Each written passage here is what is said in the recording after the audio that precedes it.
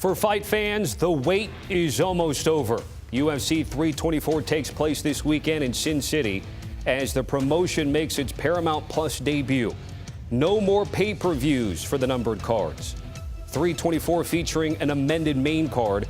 We lost the original co-main when women's bantamweight champion Kayla Harrison suffered a neck injury that required surgery, taking her out of the highly anticipated bout with Amanda Nunes. But we still get an interim lightweight title fight between Justin the Highlight Gaethje and Paddy the Baddie Pimblett.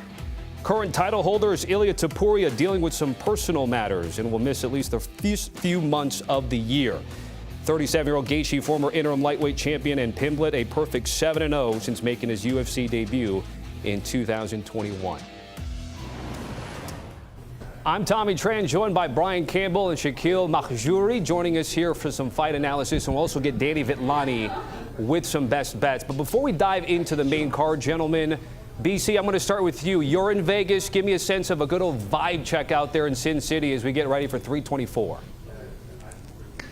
Well, the anticipation in Vegas is hot as we get ready for the new era here, and also a potential new era in terms of star value, and that's Paddy Pimblett from the UK and everything he brings with him at 31 years old, ready for the elite, ready for the top. He'll get this first title shot against Gaethje, and the anticipation of potentially a handoff of a new face of this new era. If Paddy Pimblett can get his hand raised, is certainly a big part of the themes and the narrative. But as we're going to talk about, Tommy, don't count out the great Justin Gaethje just yet. No doubt. We'll dive into that main event in just a second. But, Shaq, from a fight fan perspective, the broadcast rights that have come to Skydance and Paramount has certainly allowed for a new wave of fans to enjoy some mixed martial arts. So as we get ready to embark this new era, what stands out to you from a fight fan perspective?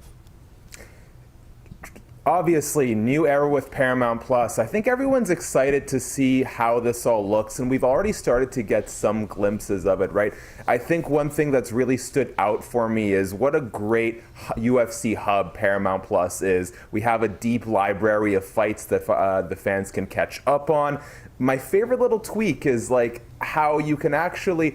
how the Paramount Plus app has it laid out so that you can explore the careers of some of the big stars that compete on UFC 324. You can look through Justin Gaethje's best fights. You can very easily re-examine how Paddy Pimblett got from sort of UK darling to UFC 324 headliner. And this is the sort of stuff that's going to make it really digestible for new fans to get caught up on what the UFC is, and for either existing fans or lapsed fans to really remind themselves about why Justin Gaethje is one of the best action athletes in UFC history. Sean O'Malley's crazy rise. It's really nice to see how intertwined and how succinct this whole process is, because at times in UFC's history, it can be kind of hard for fans, right? You have Fight Pass cards here, you have prelims on one place and main cards in another, but the totality, the ecosystem that we're getting is making it really easy to get excited for this Saturday. No doubt it has been advertised as all under one roof, and if you have a Paramount Plus subscription, you still have a few days to get all caught up before the first numbered card, which takes place on Saturday. So let's dive into the main event and some of the other fights that we'll see on the main card. And BC, you kind of hinted at it here, an interim lightweight title belt between the Highlight and Paddy the Baddie here. What interests you most from a storyline perspective as we get ready for the main event? Look, from a Justin Gaethje perspective, is this the final run? Is this the last dance? His longtime trainer, Trevor Whitman, had told the media this week if Gaethje loses on Saturday, that would be the end of his first ballot Hall of Fame career. And we know that action, lineage, and legacy that he brings with him. Also, a former interim lightweight champion and former BMF champion. Gaethje did tell me yesterday, by the way, in a sit-down, not so fast. He hasn't made that full decision yet. But what he does agree to at age 37 is this is his last chance to truly cement his legacy by chasing after that full championship. Not only is Paddy Pimblett ahead of him on Saturday for the interim title, but there's a lot of anticipation when full champion and number 2 pound for pound Ilia Topuria will be ready to come back from some personal issues he's going through that is bringing him outside of the octagon. We know it's a big matchup for the winner of this fight. Gaethje has his eyes on that, but one thing he ultimately leveled on with me is while he's entering the last dance, the twilight of his great career, nothing will will change in terms of the mindset or the preparation. Yes, he comes here to entertain. He said when he makes that walk to the octagon at T-Mobile Arena on Saturday, he will be mentally prepared that he's not coming back. And while that sounds certainly grim, it's how he accesses, he says, that real, feral, real prime fighting version of him on the inside. He knows Paddy's the betting favorite for a reason. He knows it's going to be a war. He's ready to do his part. Hey, Tommy Tran, buckle up, brother. No doubt. He is the highlight. You could also nickname him Mr. Bonus, as we've certainly seen throughout his career. Shaq, same question to you. What interests you most about Pimblett and Gaethje? For me, it's if Paddy Pimblett will finally get the respect that he deserves. There was early criticism around him because the fights were far from perfect, and sort of the critical review of him was a lot lower than the commercial success he might have been experiencing. He'd keep his chin high, he'd get hurt. But we've seen Paddy make very significant improvements, not just in the cage, but in between. Brian Campbell alluded to this on his 5 storylines pieces at CBSSports.com. Paddy has a habit of really getting up there. Somehow he fights at lightweight, but off camp he looks like a super heavyweight. He's really started dialing that down, both as a father and through his progression up the UFC rankings. And through his last few fights, we've really seen him flip that switch. You see here, first round triangle choke, King Green. Easy. Cuts through Michael Chandler, smooth as butter. And while at the time, in real time, people are thinking, wow, Paddy looks really, really good, some people are doing this revisionist thing of afterwards saying, well, Michael Chandler kind of old, King Green kind of old, Tony Ferguson kind of old. And while I understand that there's something to that, I think we have to decide what our parameters for gauging success are, because for a long time, what stood out about the UFC lightweight division is how the old guard has been able to succeed in the most difficult, the deepest weight class in the promotion for such a long time. Guys like Dustin Poirier, Charles Oliveira, Max Holloway, and Justin Gaethje have been able to stick in the top 5 no matter how many new waves of fighters have tried to take their spots. And so when you look at a fight, let's say like Dustin Poirier versus Benoit Saint-Denis, one has to be more true than the other. Is Poirier's win a testament to his greatness, or maybe a reassessment of where Benoit Saint-Denis is? I think the same should be true here, and I think we should kind of set those guidelines now. What does beating Justin Gaethje today mean? Yes, he's closer to the end of his career than the start, but I firmly believe he deserves his number 4 ranking. He is one of the best, top 5 best lightweights we have in the sport right now. He's a former interim champion. He's fought for the title twice. On paper, he's a better striker than Paddy. I don't know that Paddy has the offensive wrestling to take him down and employ that submission game. There's a lot of reasons to think that Justin Gaethje can get this done. So if Paddy Pimblett beats him, I don't want to hear people say, oh, Justin Gaethje's old, Justin Gaethje was about to retire. It would be the biggest win of Paddy Pimblett's career. He would deserve to be a top 5 fighter, no doubt, and it's time to put some respect on his name. Yeah, if you do the tail of the tape, you had a conversation, Shaq, with Michael Bisping, and a lot of those check marks would be in Gaethje's favor, actually, although he did choose Pimblett to win the fight. BC, as Shaq has sort of alluded to with Paddy Pimblett, he represents the new school, the new face of the UFC, as well as Paramount Plus in this new era, potentially, if he's to come out on top here. He is also coming forward and saying he wants to retire Justin Gaethje. So what's the Pimblett side of things from your perspective? Look, I think a lot of what Shaq said is accurate. In fact, Pimblett said his maturation has been as simple as a boy becoming a man, right? Becoming a husband and a father outside the cage. That's led to a tightening up of the focus inside of it. And while he was looked at in a polarizing way upon his UFC debut more than 4.5 years ago as maybe a Conor McGregor clone, a UK hype job, you really have to give him the credit of how he has evolved. A lot of that has come with getting into world-class level shape. It's been a long time since that 2022 victory over Jared Gordon with very disputed scorecards where people said, there, I see it, right? The old Leo meme. I see it. That guy's not who we thought he was. Well, he looks to be the part now. Obviously, this would be the biggest victory of Paddy's career in terms of the level of opponent. It is for the interim title. And oh, by the way, from a marketing standpoint, Paddy and full champion Ilia Topuria have a beef online that goes back years and would probably produce one of the more memorable builds if that's that's the next fight. But Paddy has to pass this test first. But I think the thing that stands out the most and why he is the betting favorite and why people are confident in him, even though he doesn't have the same track record of experience and victories as Gaethje, is momentum matters in this sport. Paddy's riding a big wave right now. Gaethje knows that. And I think when you look at Paddy, he's going to have a speed advantage. He just doesn't have the cardio that can be compromised anymore. He's ready to show over 5 rounds if he needs to, how deep he can go. But most importantly, Paddy does have an advantage on the ground. He's become a sly submission expert. And even though Gaethje was once a Division I NCAA wrestling All-American at Northern Colorado, he doesn't really use those skills inside the cage. And when taken down in the past in title fights against Charles Oliveira, against Khabib Nurmagomedov, we've seen Gaethje have trouble swimming in the deep end there. So a lot to watch stylistically here, but Paddy is in this spot for a reason. If somebody's ready to be the star of the new era, this young, brash, confident kid who's now a full man at age 31 checks all the boxes, and he's ready for the starring role. Yeah, he has been priced accordingly from odds makers. You know, a lot of fighters have been asked about who will win the fight. It has been an interesting split, although if you think he's the favorite, is he a minus 245 favorite? That is a question for Danny Vitlani coming up in just a little bit. BC, I'm going to give you some time to go see who took the fire alarm on you here. They're messing with our super preview. So let me go to Shaq here on the elevated co-main, where we do have Sean O'Malley and Song Yadong. We also have another key fight in the division on the card as well, Shaq. So just give me a sense of your conversation recently with Sean O'Malley about what this fight has at stake for him. What always sort of intrigues me about Sean O'Malley is you can't let the tatted up face and the rainbow hair, the 2 watches on each wrist fool you. There's a lot of maturity that I'm seeing out of Sean O'Malley, particularly in these last couple of years. And over the last few conversations we've had, he's been very honest about sort of his fall from grace, which were those 2 consecutive fights, losses in title fights to Merab Dvalishvili.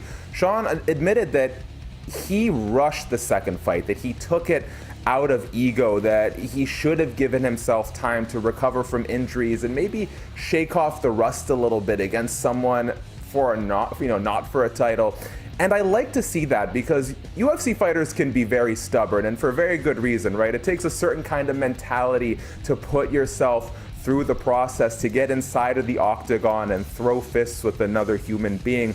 And I really love that Sean O'Malley has taken this time to sort of step back and assess and tell himself, maybe I do need a minute to just sort of recalibrate. He kept saying that he wanted to employ the Uncle Chael Sonnen strategy and take the fight for the most amount of money with the least amount of risk. And unfortunately, shout out to my fellow Canadian Ayman Zahabi, O'Malley sort of labeled him as that guy. Instead, he gets Song Yadong, one of the most well-rounded fighters in the division, a guy who's always just on the cusp of breaking into truly elite status, but falls a little bit short. And I think that's the perfect chance to assess where Sean O'Malley is at.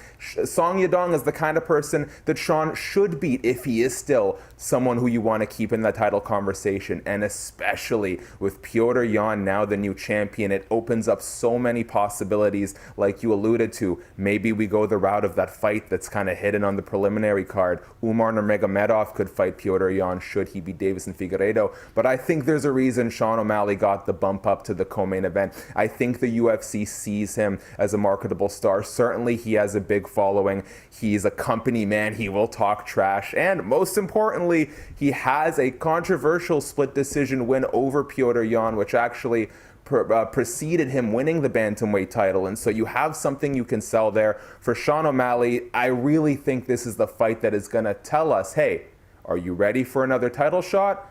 Or do we have to start reconsidering and reframing what the Sugar Show is? Yeah, which is great to see what 324 offers from a divisional perspective moving forward, given what 2025 ended with 323 and Petr Yan and Merab Dvalishvili. BC, I think that's what we yearn for in the heavyweight division. We hope 2026 is a year that's poised for a rebound for this division. I think we can all agree, too, when the heavyweight division is great, MMA, UFC, it comes in tow here. So what was your conversation like with Derrick Lewis getting ready for Cortes-Acosta as they get ready to go inside the octagon?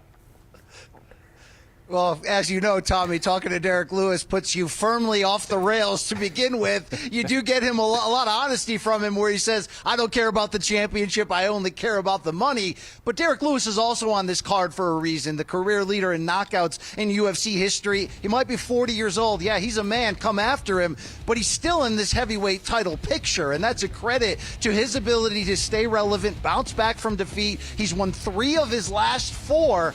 And it would not be crazy for him to score a big knockout and move even closer back into true title contention when you consider that this division is really lacking closure. Tom Aspinall, the champion, is injured. John Jones might come back. Will we see Alex Pereira move up from light heavyweight?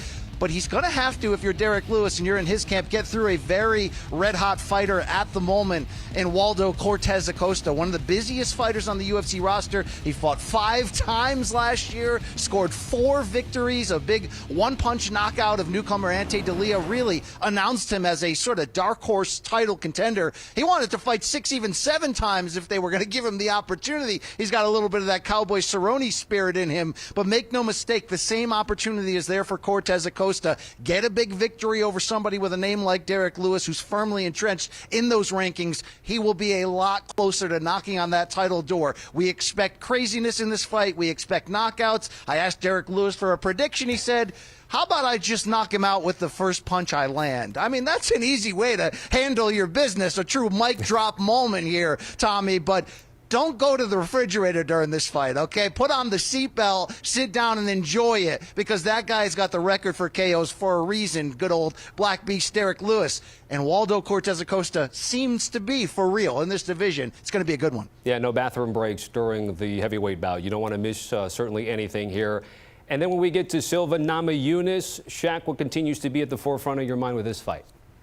What I love about UFC 324's main card is just about every fight has title implications, and that is certainly true for Natalia Silva versus Rose Namajunas. Silva coming in as the #1 ranked contender, 7-0 in the UFC, and should she beat Rose Namajunas, that is her 3rd consecutive win over a former UFC champion. At that point, I think it's a sealed and shut case. She should be the one to challenge UFC women's flyweight champion Valentina Shevchenko. There's another contender in the mix, Erin Blanchfield, and I would be really worried about this fight if I were her, because although she has a strong case for the title shot, she has a win over Rose.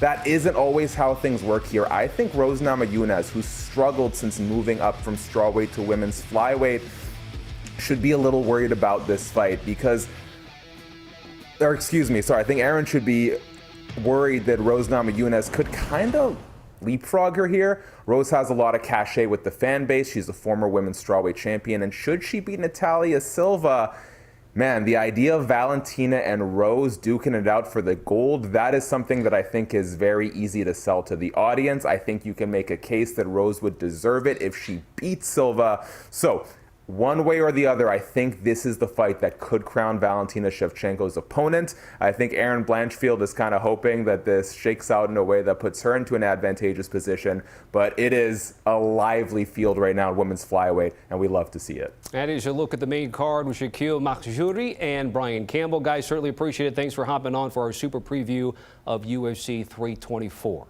Welcome back to CBS Sports HQ's super preview of UFC 324, and these are the top 5 storylines from our Combat Sports insider, Brian Campbell. You can find it on Instagram, so we're going to kind of like swipe.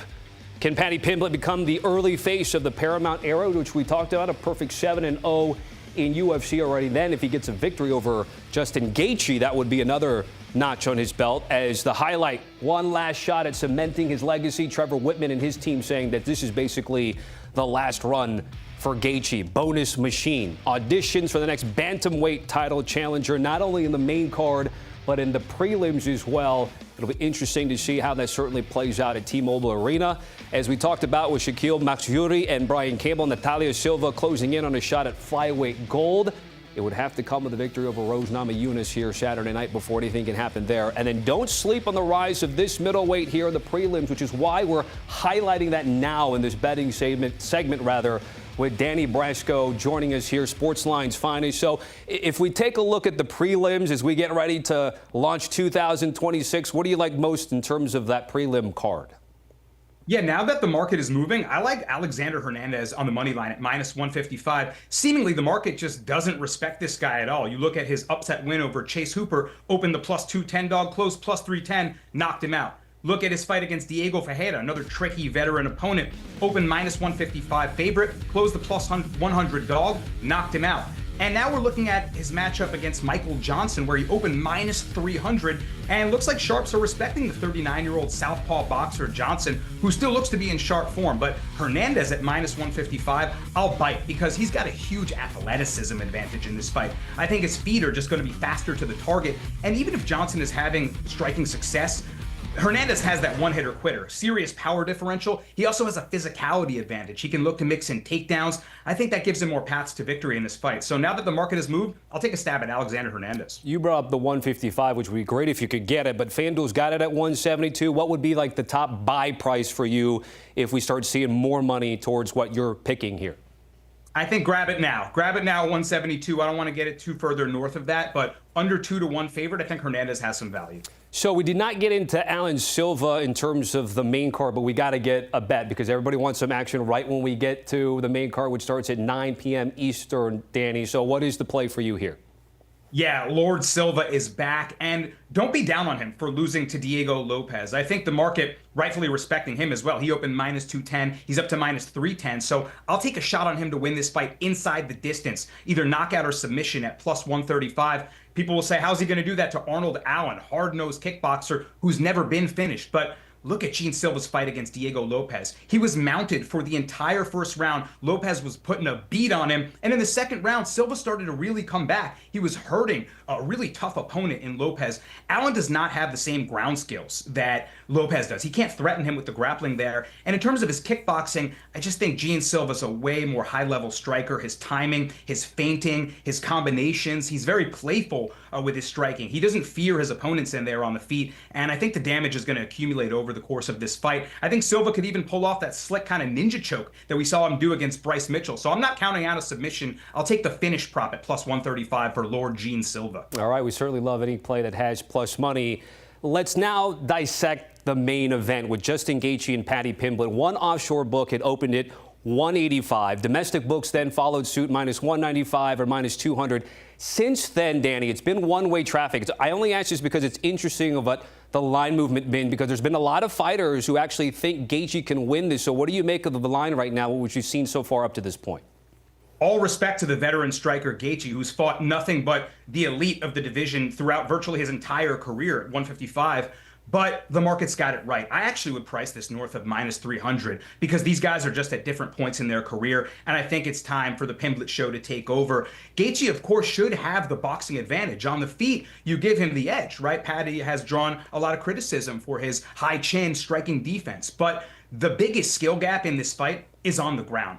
Paddy Pimblett's jiu-jitsu skills present the most dangerous weapon. And my question is, how is Gaethje going to avoid the ground? Shaq Mahjouri mentioned, Paddy's not necessarily the best offensive wrestler, but what he is very slick with is his trips. And watching the Rafael Fiziev fights, Gaethje often strikes himself into the clinch. He crashes forward with that right hand and ends up kind of crouched in the pocket or clinched up. And that's where Paddy Pimblett can get his hands on him and potentially trip him and take him to the mat. We saw him body slam Michael Chandler, very athletic fighter. So once it hits the floor, I think you're going to see that minus 245 price tag, perhaps even more. Pimblett's triangle chokes, his submission game is too slick. And we saw Gaethje in 2 title attempts against Khabib Nurmagomedov and Charles Oliveira, submitted in both of those shots. Now, Paddy Pimblett certainly cannot match those legendary resumes, but he does have similarly elite grappling skills, and I think he finishes this fight with a triangle choke. So give me Paddy by submission. I got this out on the early edge at plus 160 on Wednesday. It's down to plus 130. Grab it now. Yeah, no doubt. Again, much to what you're talking about, if someone wants to back Paddy Pimblett, you don't want to lay the minus 245 or whatever number it gets to. Other methods of victory, which Danny Brasco has laid out, will certainly get you a better payout. All right, best main card bet to place. I got to look towards the Sugar Show here, and I think he has a good matchup to bounce back against Song Yadong. Sean O'Malley's coming off fights against title fight, Merab Dvalishvili duo, the Aljamain Sterling fight, Petr Yan. He's fighting the best of the division, and now he gets an opponent in Song Yadong who's extremely athletic, very dangerous with his pressure boxing, but is a guy that hasn't quite been able to put all of his skills together and really achieve elite status. O'Malley is the way more sophisticated striker in this matchup with his lateral movement, with his feinting, with his fast twitch kickboxing, and I think this is going to look like a bull versus matador fight with Song Yadong looking to apply that pressure, but end up ultimately chasing him and getting counterpunched for a lot of the fight. I think O'Malley can win on the scorecards at plus 110. Song Yadong has never been finished. He's extremely durable, and he finds ways to make the fight kind of nasty. He might look to grapple, mix in some takedowns, which he's been doing a lot more in his fights. But O'Malley's seen it from Merab, right? He's been training his grappling at the highest level he possibly can. He's recovered from a torn labrum fully now. I think he's going to be in really good form in this fight. I think he styles on Song Yadong to win a clean 30-27 decision. Can't get you out of here without a parlay. You got a four-legger for me? Like my guy M2 likes to say, nothing with four legs, no creatures more than four legs allowed in this household. So that's the max here. And we'll kick it off with the first fight of the night. Ty Miller is going to be my first money line selection. This guy's a rangy welterweight striker that I like, man. I think he's got potential, and he's got a matchup against a guy who just doesn't have the same skill on the feet as him. So look for Ty Miller to pour the pressure on. I like him to get a debut knockout win. We're going next to Teva Gaethje. I mean, Chami, this is a chalk bomb right here, but Gaethje's drawn comparisons to Francis Ngannou. Once he gets in close with Andre Pulayev, I think he's going to destroy him. Take it by knockout, put him in your parlays. Umar Nurmagomedov, talk about chalk. He's the biggest favorite on the card. But, man, this guy's a championship caliber fighter. He's training with Islam Makhachev and Team Khabib. He's fighting Davison Figueiredo, who's just close to perhaps the last fight of his career. And I think he's going to walk through him. And we'll finish it out with the main event. Paddy the Baddy to become interim lightweight champion. Putting the main event as your last leg also gives you a hedge opportunity. It's plus 104. We found our way to plus money. You can play it safe and hedge Gaethje at the end if you really want. No doubt. Again, we're talking about different paths to back Paddy, and you saw Gaethje there. That was on the last slide of the top 5 storylines from Brian Campbell. Danny, certainly appreciate it. Great stuff from you. Best of luck to you and all of our players. Again, our thanks to Danny, Shaq, and BC as we get you ready for a new era of the UFC on Paramount Plus, and it'll be a lot of the same faces. John Anik, Joe Rogan, Daniel Cormier cage side, but the broadcast team will have Kate Scott, Chris Weidman, Dominic Cruz, and Michael Bisping. I'm Tommy Tran, folks. Enjoy the fights this weekend. We'll see you.